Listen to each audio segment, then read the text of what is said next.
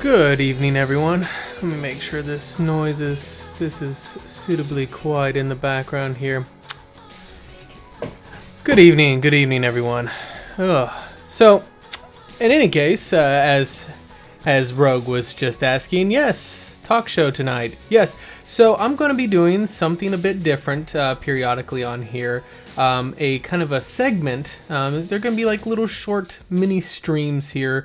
Segments that I'm going to be calling, as the title down below implies, the Mortiel Fallacy. Because apparently I'm in love with my own name and just am obsessed with it. No, that's just, I needed to come up with something witty that was catchy, I guess. Anyway, so these are going to kind of be, I guess you could say, retrospective talks about the gaming industry and stuff. And what in the heck is that doing turning up the volume again? Oh my, we're gonna have a discussion, this guy and I. You know what? Get rid of the damn music. We don't need any music. We're rebels. I'm gonna have to fiddle with that guy and figure out why it's automatically adjusting my volume. One of the biggest pet peeves, by the way, that I can't stand is when something fucking automatically adjusts my volume. Oh.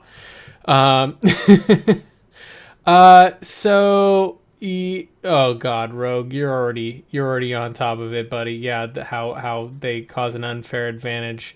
That is actually not a fallacy. That is 100% accurate. But that's not actually what we're going to be talking about on this one here.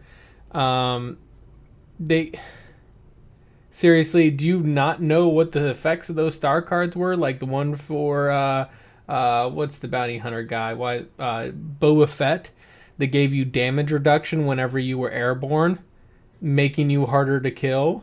That is an unfair advantage whenever you're buying those loot boxes and getting that before other people do through natural progression. But that's not really my thing.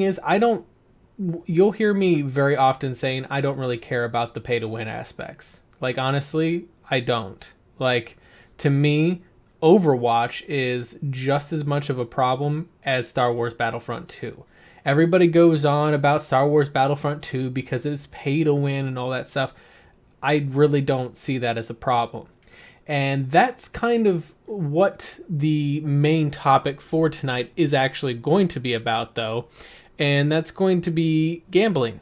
And that's essentially these segments, these Mortiel Fallacy segments, are going to kind of be a bit, not business focused per se. They're going to be kind of talking about the business impacts from a consumer angle. So you're buying a game. What do these like loot boxes and stuff like that do to your purchasing experience? How do they affect what you're able to buy, how you're able to buy it, that sort of thing?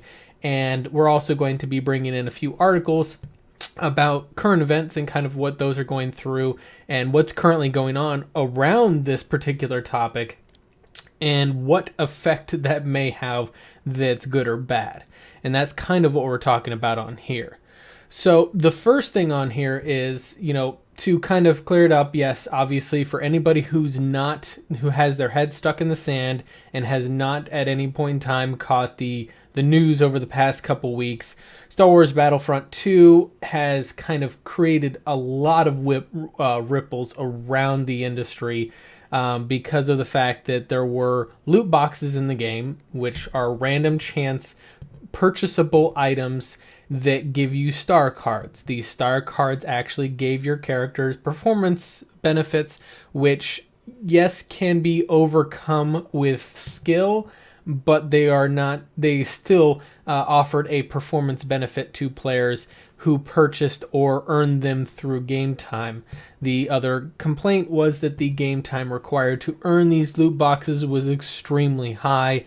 Originally somewhere upwards of 40 hours to earn, like Darth Vader, I believe was the quote. Now, and this is something we talked about on the Pixel Crashers podcast, I believe the last episode we did, EA has been trying to make small changes to the game several times in order to try to make that outrage outdated. That's the PR tactic that they were actually doing. It's actually a legitimate PR tactic where they will make a small change to something that people are angry about so that the news will then rebroadcast that change.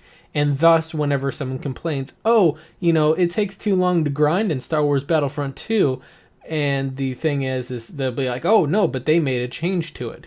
Thus, your outrage is now outdated, so you can go ahead and buy it. Except they really haven't made that much of a change.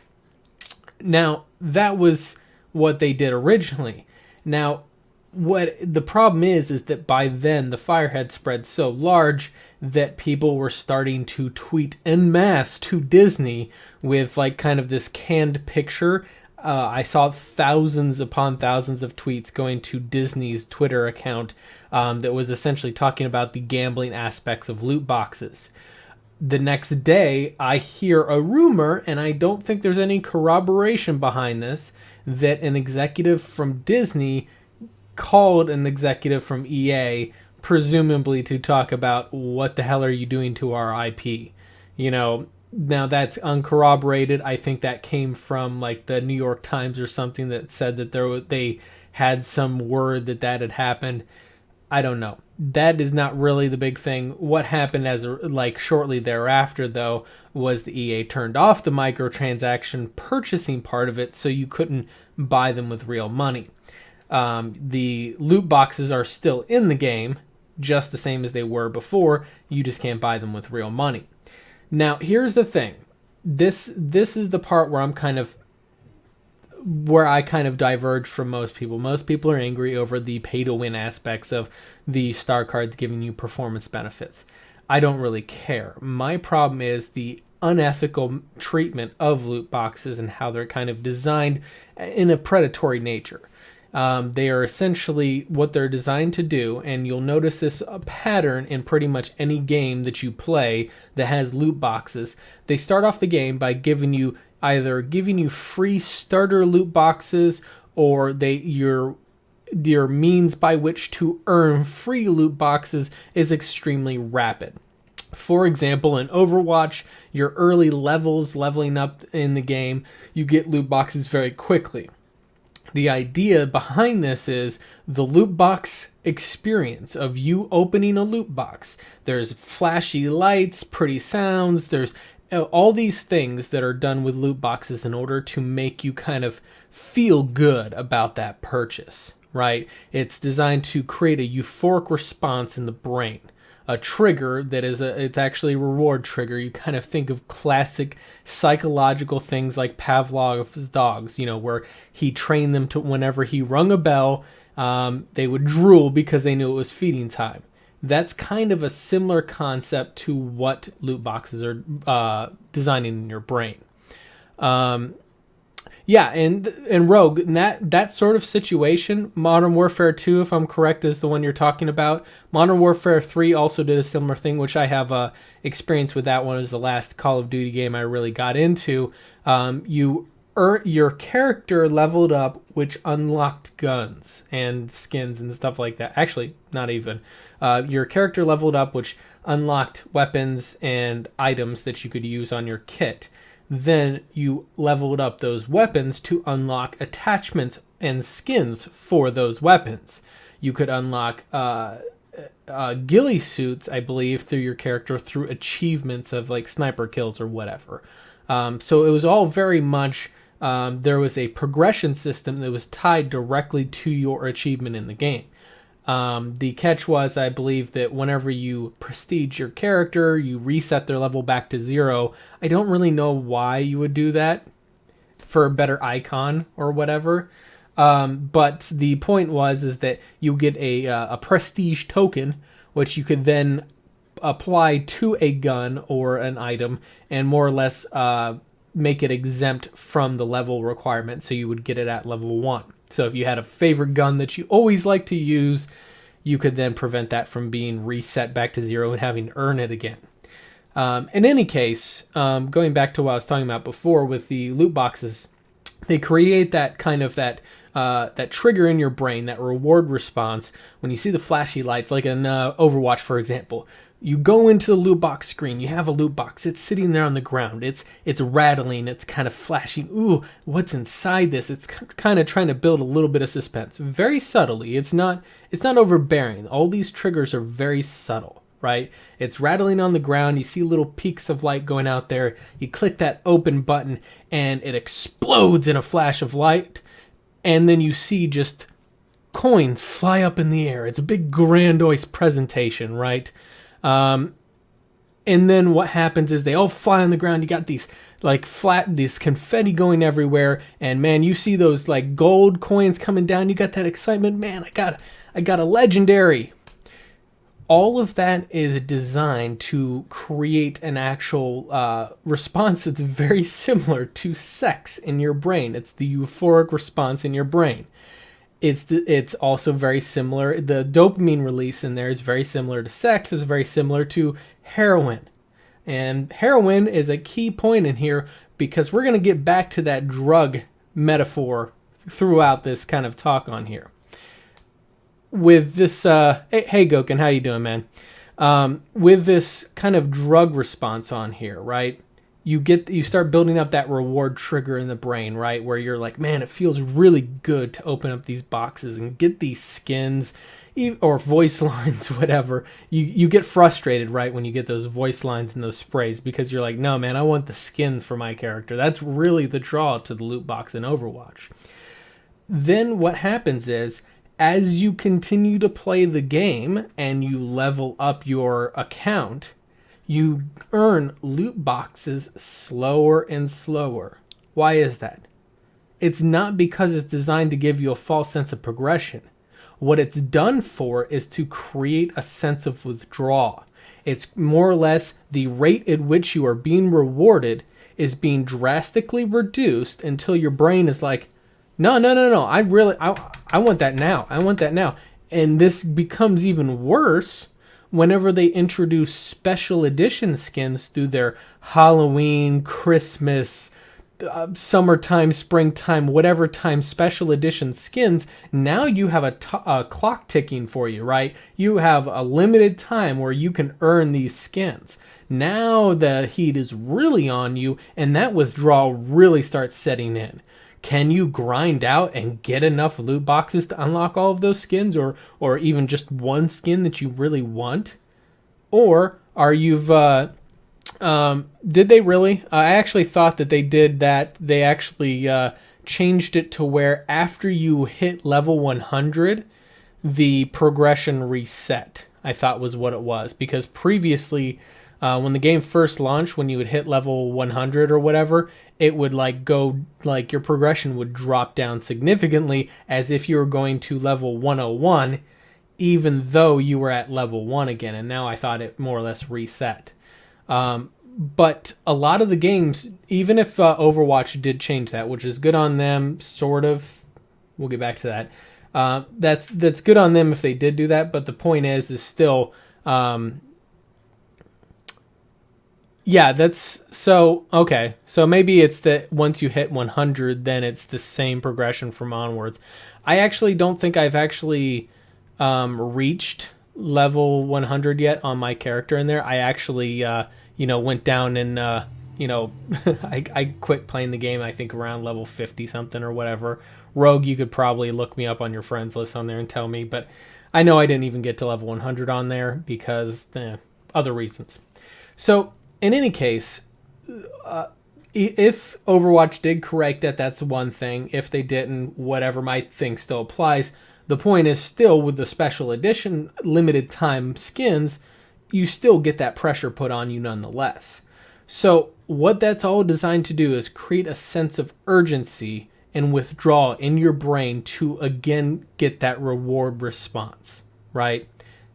And this is all cosmetic. There's no pay to win bullshit in here at all, right?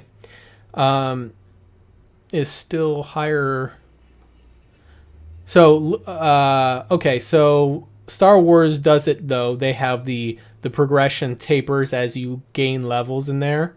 I don't know, because isn't there levels in Star Wars based upon the actual items that you've achieved rather than the games you've played? But I don't know. So here's the thing, though, is that all of those things that, like, the practices that they use with these loot boxes, and these are nearly the same. Like, sometimes you might find one aspect of these loot boxes slightly subdued in some games versus other games, but in all of them they have this reward response training. In other words, early on, you're able to get loot boxes very quickly or get free loot boxes, something to that effect. For example, in Mass Effect Andromeda's multiplayer, now they give you free loot boxes when you sign in the game. You get special edition loot boxes, thrown at you frequently. It's all designed to get you opening more loot boxes and train that reward response.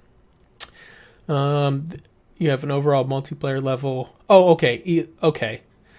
Gotcha. Okay, as you go up, it still becomes harder. Yeah, which means you and they still have the pretty, even though they reduced the cost on there, I was still hearing a lot of people saying that it's still pretty grindy as you get up there in level. But so in any case, you have this reward system training. That's the first step of a loot box system. The second one is the creation of the creation of a suspenseful or an urgent situation, an environment where you feel pressure to buy these loot boxes. Because it's not enough just to kind of make things boring for you. With a loot box, loot boxes need to pressure you. And that's the key on here. If you take Warframe, which, by the way, Warframe does have loot boxes. They're hidden and they're not very obvious because almost all of their stuff is direct buy.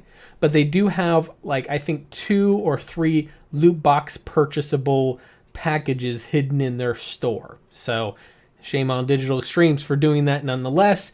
But if you look at their system, it's very grind based. What they hope to do is encourage you to purchase in order to skip content that you find boring, right?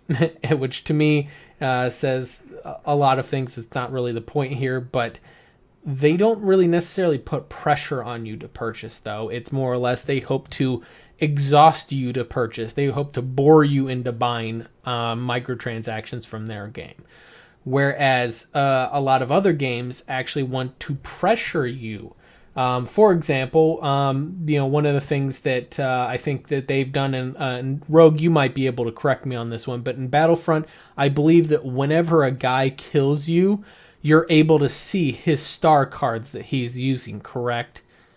And if that's the case, if you can see the gear the other guy is using, that's also a strategy to kind of create that, oh, I need this in order to be good, right?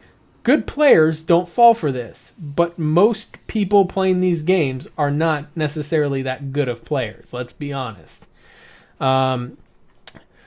I know what you're doing, Rogue. You're trying to make it seem like you never get killed in these games. Don't fucking try to bullshit that. I know that you have a freaking horrible KDR in those games. You have a 0.1 KDR. Don't even try to lie. So in any case, though, yeah. But in any case, though, they create the reward response in your brain. Then they try to put the pressure on you by removing that and then creating an urgency on you to buy.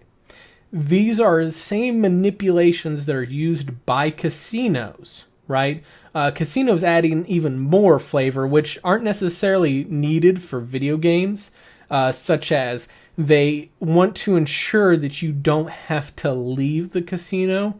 So in casinos, for example, there can be public smoking bans everywhere else in the world. Casinos will never allow you to ban smoking in a casino. The reason why is they don't want you to go outside to smoke a cigarette. They want you to stay right there at that slot machine. They want you to stay at that craps table, that roulette table. They want you in the casino. They don't want you to leave. They don't have any windows in casinos because they don't want you to know what time of day it is. They want you to lose all perception of time so you stay in the casino as long as possible. Where that plays into loot boxes and video games is the idea is to create an addictive gameplay loop, right? Something that you can continue to do. Like, for example, PvP is great for that. With Overwatch is, again, a good example on this one. Playing Overwatch is pretty generally fun. I mean, it's pretty enjoyable. You get really hyped. You get competitive. You get really sucked into the game very easily. And before you know it, hours have gone by and you're still playing the game. Now, it's not the best example for that one. A better example might be some of the shadier MMOs out there, like Star Trek Online, that content might take a long time to complete, so you end up losing track of time a lot easier, and the whole time you're being bombarded with micro, like, loot box winnings that other people are getting. And that's another one that's a real key on here, is you want to be able to show people what other people are winning, right? This is something that Call of Duty World War II does with their little their pre-zone. I can't remember what it's called, but it's essentially like a communal zone that everybody can go into, and you can actually see what other people are getting out of the loot boxes. This is the same exact thing. If you were to walk into a casino, you hear all the slot machines beeping and buzzing, and if someone wins a jackpot out of I want to say a loot box, out of a slot machine, you know it, because there's lights everywhere, sounds going crazy, everybody's cheering and laughing. Ha ha ha! Yes, I've just won $1,000 after spending $5,000. So that's the thing, is that they want you to know that other people are winning, because then you think that you have a chance to win. These are all playing on fallacies and flaws in the human psyche. The most common two fallacies that I've seen in a lot of these games with loot boxes is they play off of two key ones. The sunk cost fallacy, which means that, if you're buying loot boxes or playing a game in order to get loot boxes, whatever, you feel the need that you have to continue to get loot boxes because you have spent X amount of time or X amount of money getting those loot boxes, right? And therefore you need to get more loot boxes. Otherwise, that previous time and or money has been wasted, which is not true. The time and or money that you've spent in the game was for the entertainment at that moment. So anything beyond that is just further entertainment that you would have. But loot boxes try to create that, like loot box games try to create that in your brain, so you want to play more or you want to pay more. The second one on there, and this is the real key one, is the gambler's fallacy. The gambler's fallacy is is literally what casinos live on, right? What gambler's fallacy works off of is that because I have not won, or it's essentially the basis of it is that the statistical outcomes of past events affect the statistical outcomes of completely unrelated future events. What I mean by that is, well, I've opened 100 loot boxes in the past and I didn't get this skin. If I open one more, though, that's when I'll get that skin.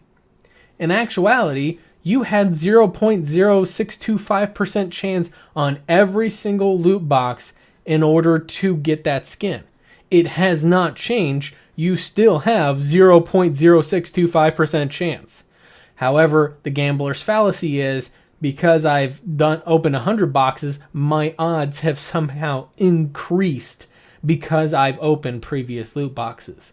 And that's not true, but that's what they want you to think, so that way you open more loot boxes. And these are flaws in the human mind of wanting to see patterns where they don't belong.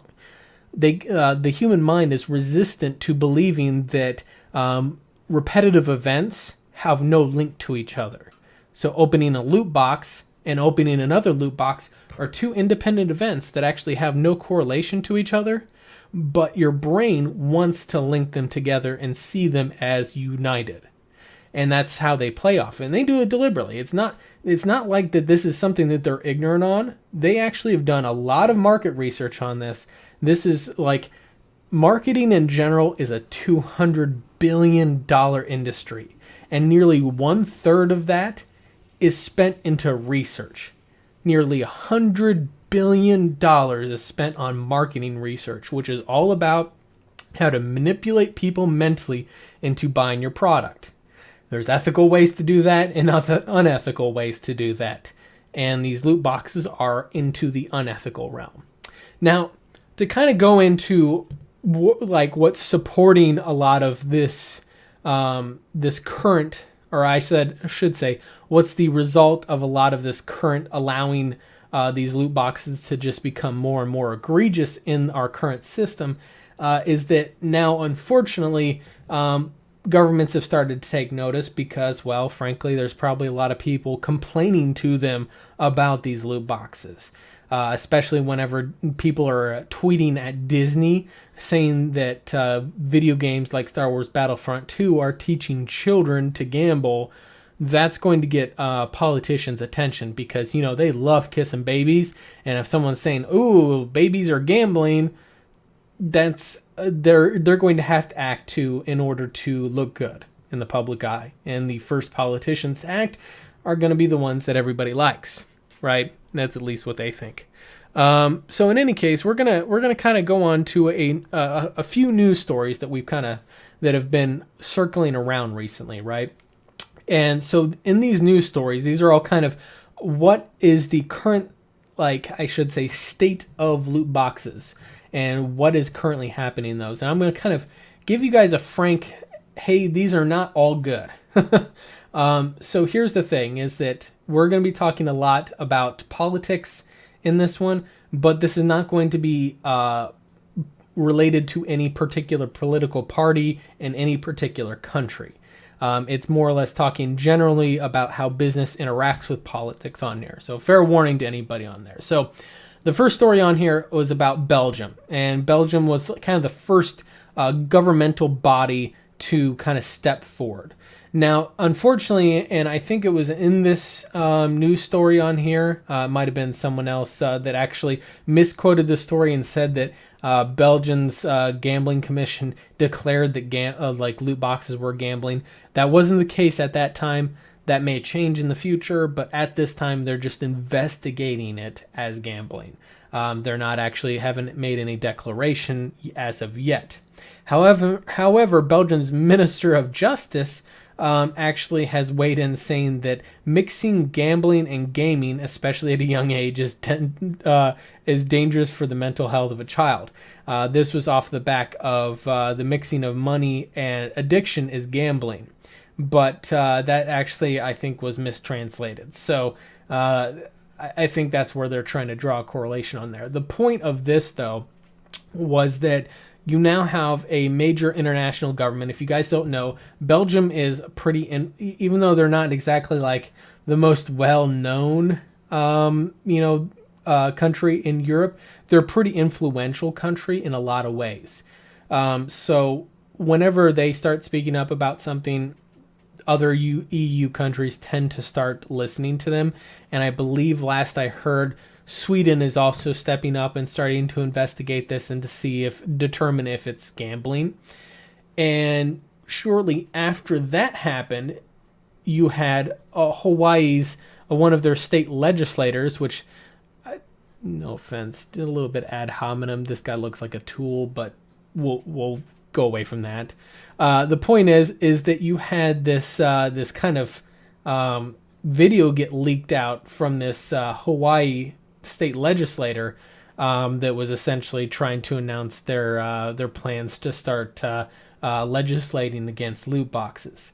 Now, he made a pretty scathing thing, essentially saying that it's an online themed casino designed to lure kids into spending money, and that it's a trap. Yes, that was a deliberate Admiral Akbar reference, by the way. Totally intentional there. The thing is that he more or less goes on to say that he's stepping up to act. But here is the real key. This paragraph right here is really what I kind of want to highlight to you guys. And this is the sentiment that I have a feeling that a lot of people are standing on, because this is the truth outside of the other nonsense that we may see on here. These kind of loot boxes and microtransactions are explicitly designed to prey upon and exploit human psychology in the same way casino games are so designed. This is especially true for young adults who child psychologists and other experts explain are particularly vulnerable.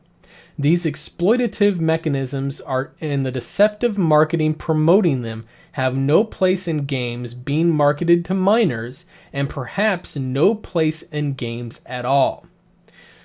Now, here's the thing is that he's kind of making a broad proclamation on there. The first part of it is actually very true. As I explained, they are designed to prey upon and exploit human psychology in the same way that casinos are. I just talked about that.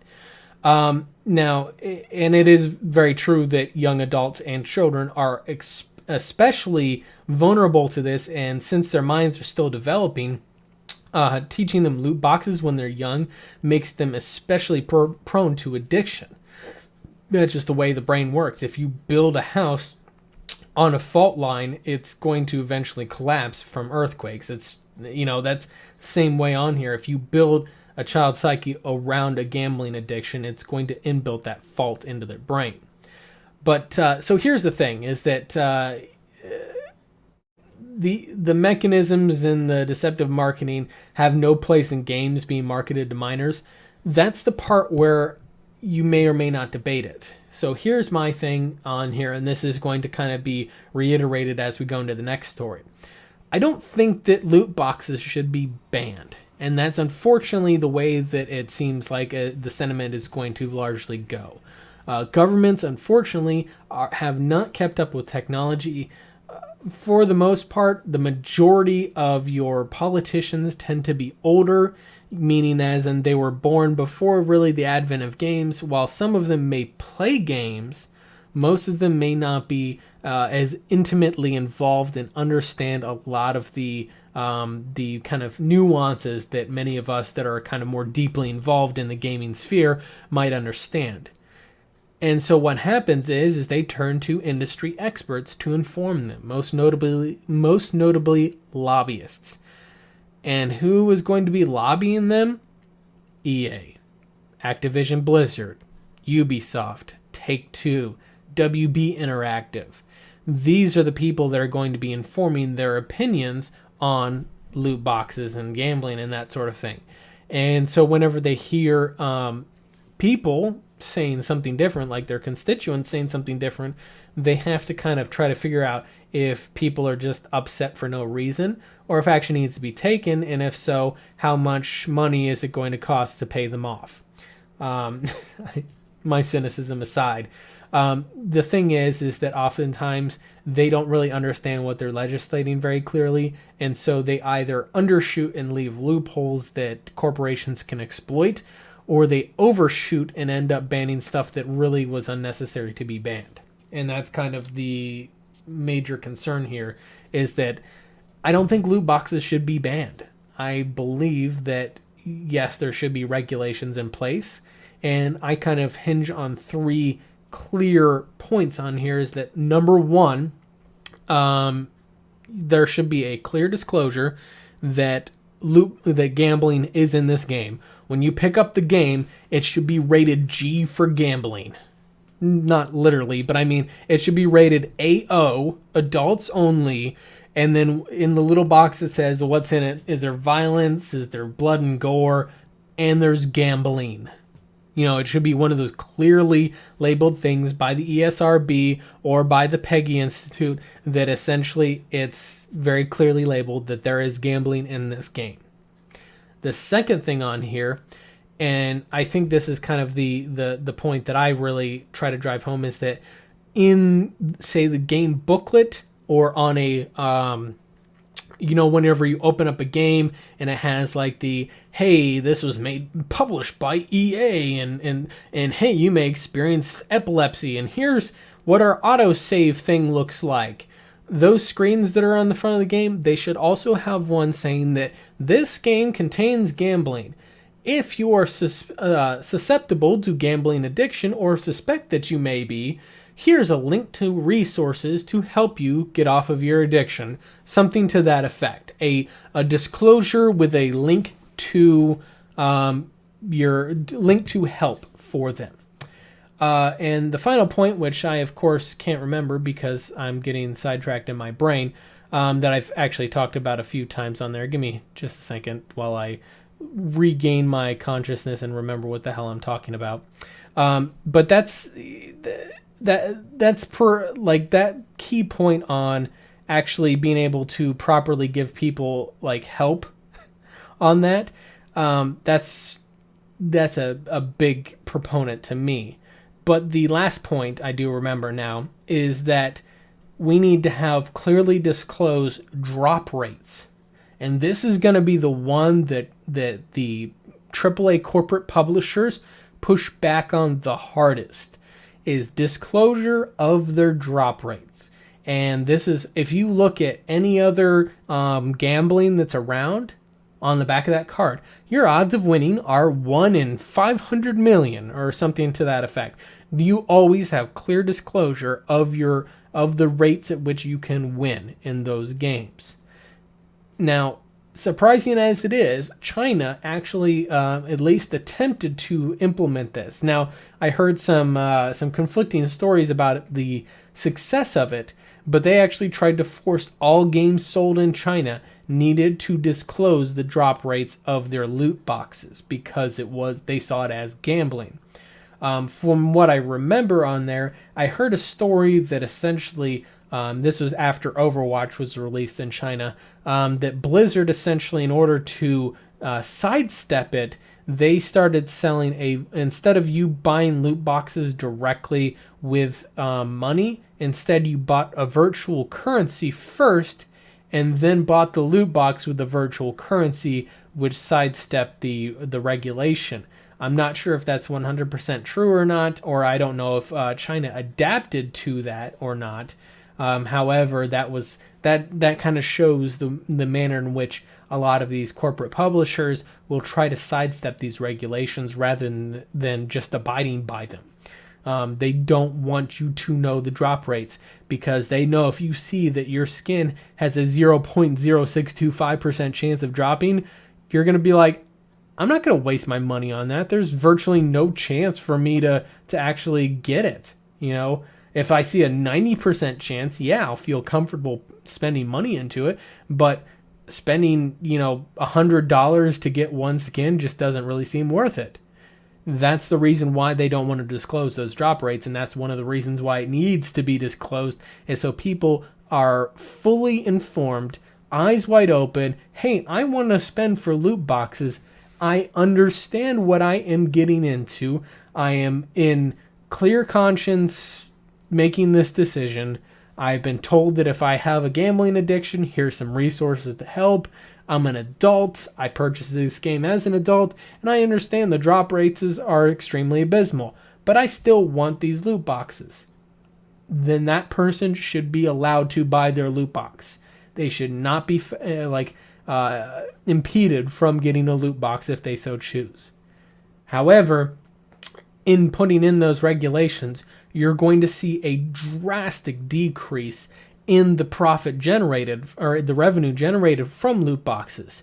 This will decimate the mobile market of games because their monetization model is usually 99.9% built on loot box gambling.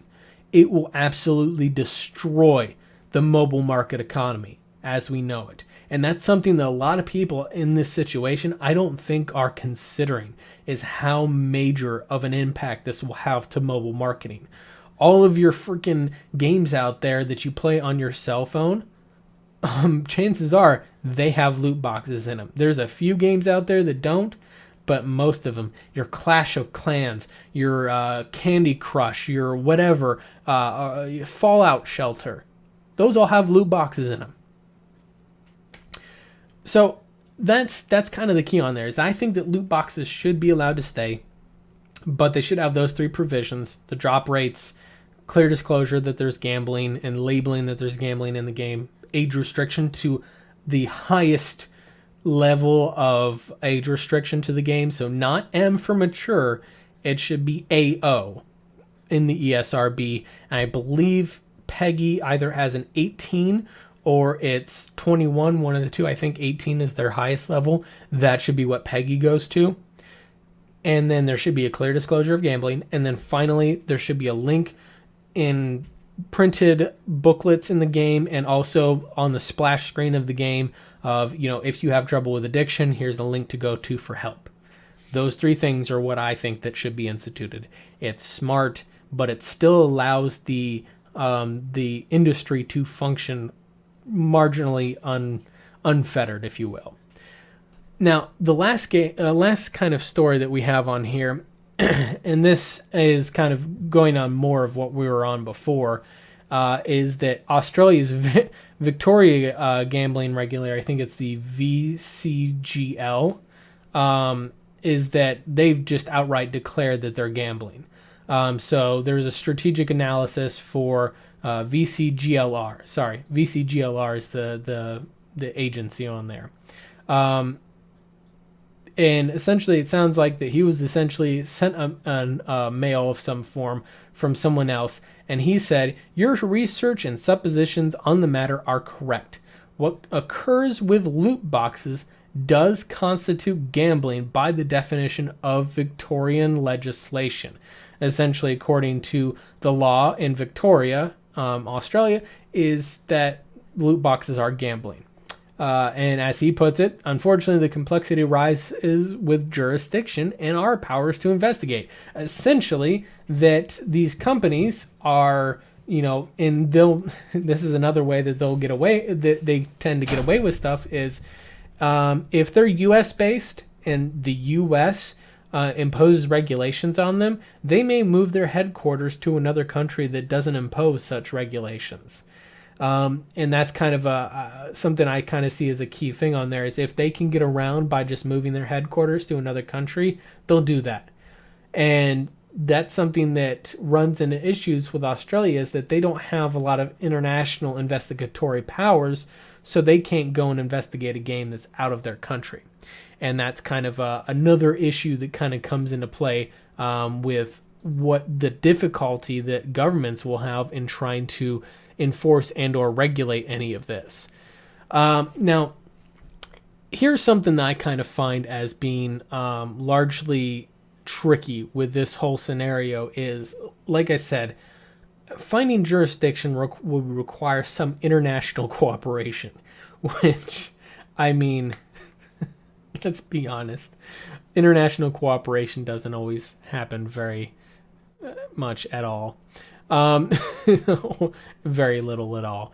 And that's kind of something that I kind of find as most concerning whenever you're dealing with a lot of this is the fact that there's no clear way to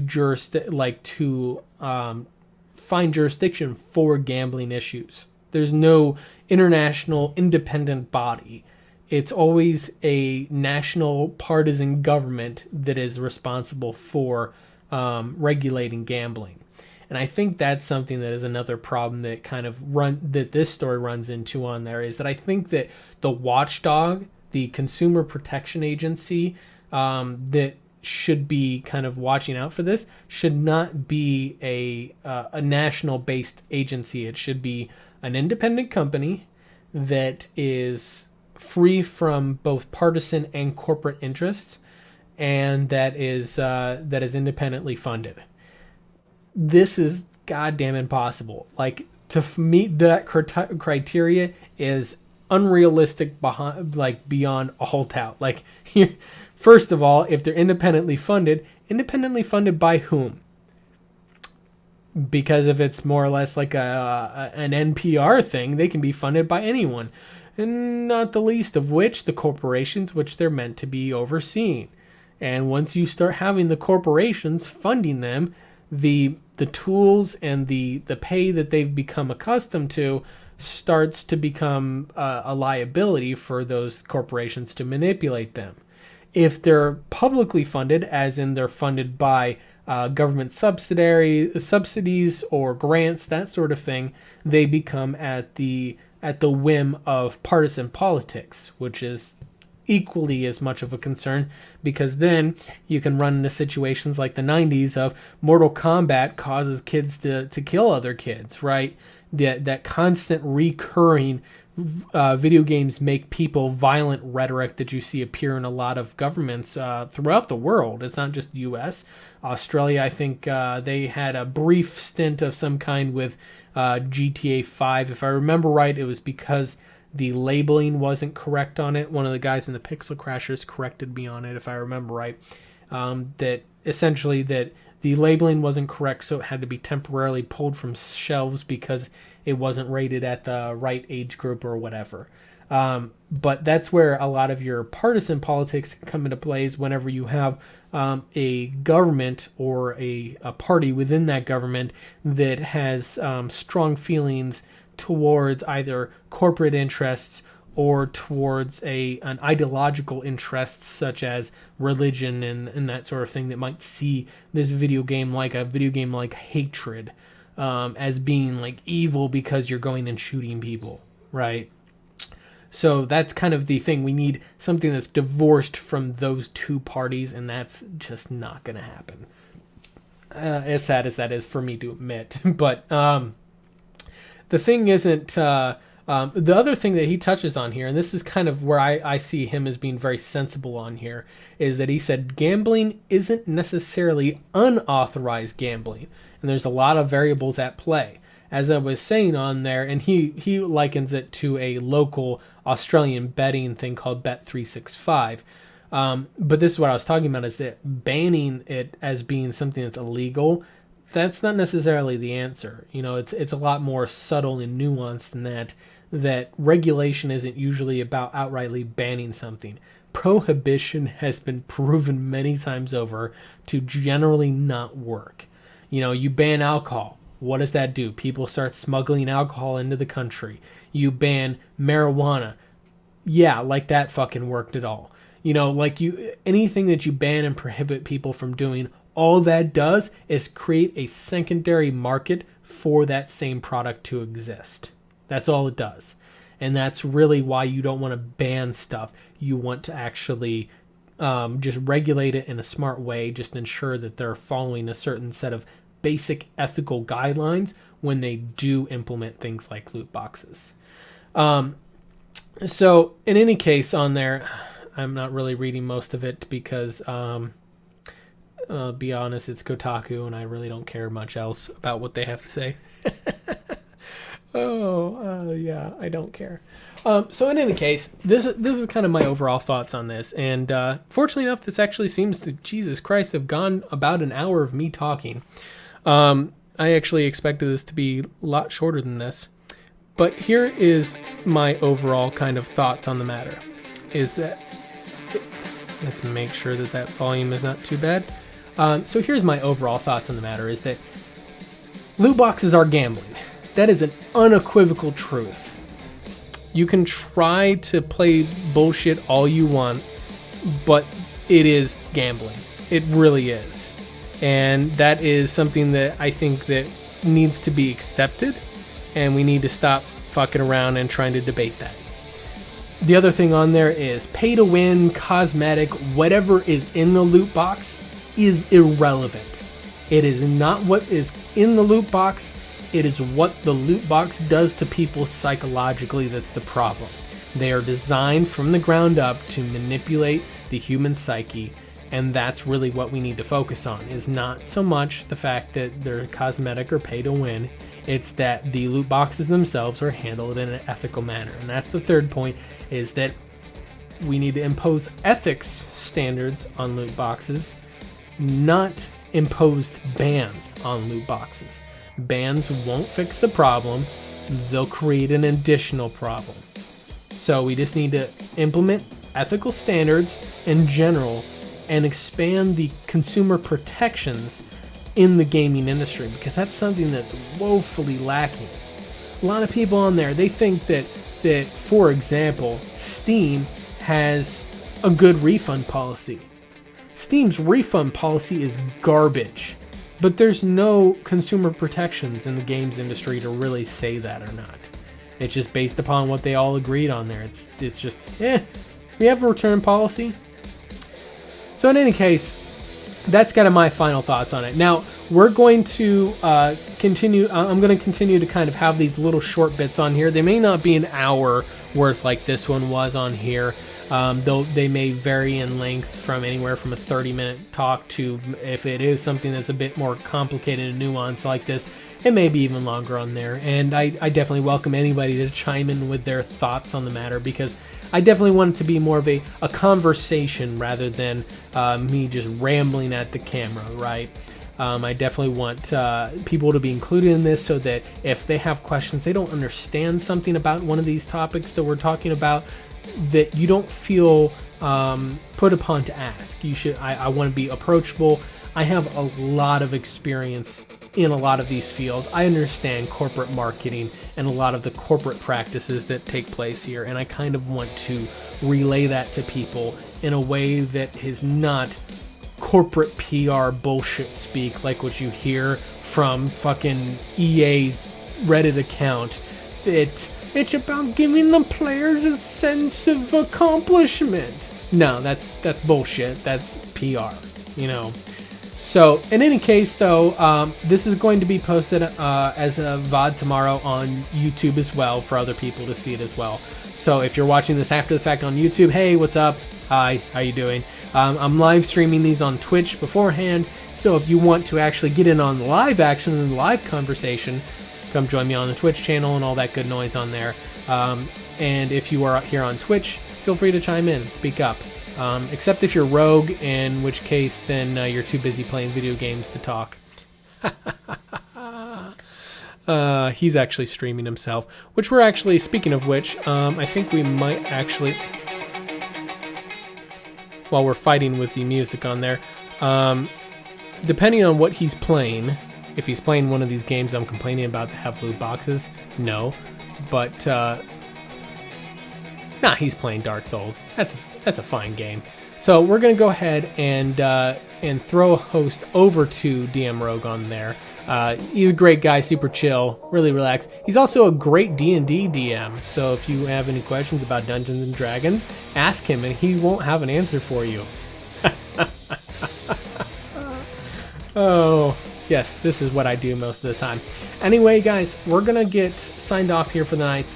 However, like I said, I'm going to be doing a lot more of these that are kind of more industry talks and that sort of thing. I'll still be intermixing in some gameplay from now and then on here, but as I don't really have a game that I can in clear conscience stream because of a lot of this loot box nonsense, then I'm going to be doing these talks a lot of time to kind of take the time to educate people rather than just saying, oh, loot boxes are bad, okay?